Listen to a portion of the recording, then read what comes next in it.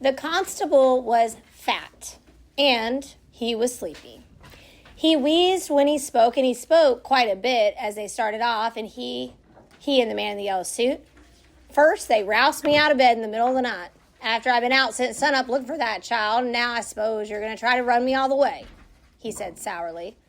I got to tell you, this horse of mine is none too strong. I don't have to hurry her as a rule, so most of the time it don't matter. Seems to me we could have waited till dawn anyway. The man in the yellow suit was as courteous as always. The Fosters have been waiting since yesterday morning, he pointed out. Naturally, they're very upset. The sooner we get there, the sooner that child will be with them again. How come you're so deep in it? Asked the constable suspiciously. Maybe you're in cahoots with the kidnappers. How do I know? You should have reported it right off when you saw her get snatched.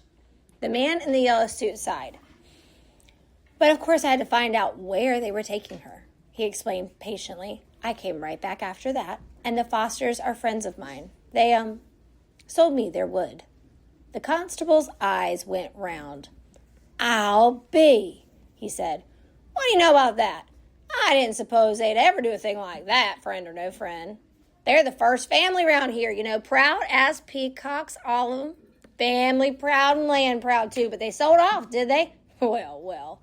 And he whistled in amazement. They thumped along in silence for a while out around the wood and across the starlit meadow. Then the constable yawned deeply and said, You ready to tell me how long it's going to take? How far we got to go? 20 miles north, said the man in the yellow suit. The constable groaned. 20 miles? He shifted the shotgun that rested across his saddle and groaned again. Clear up in the foothills. That's a far way, all right. There was no reply to this. The constable ran his fingers down the gleaming barrel of the shotgun.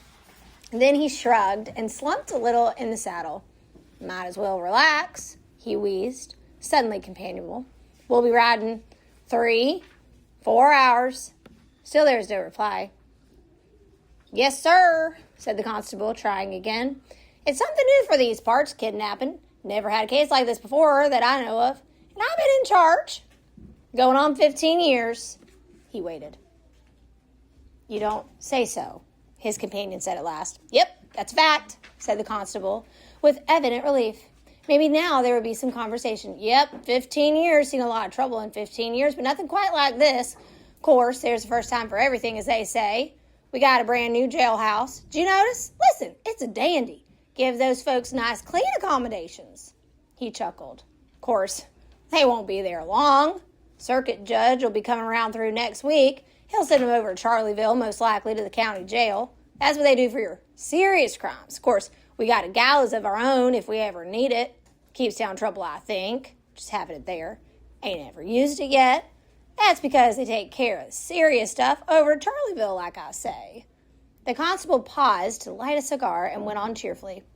What you got planned for that piece of foster land? Gonna clear her? Put up a house or a store, maybe? No, said the man in the yellow suit.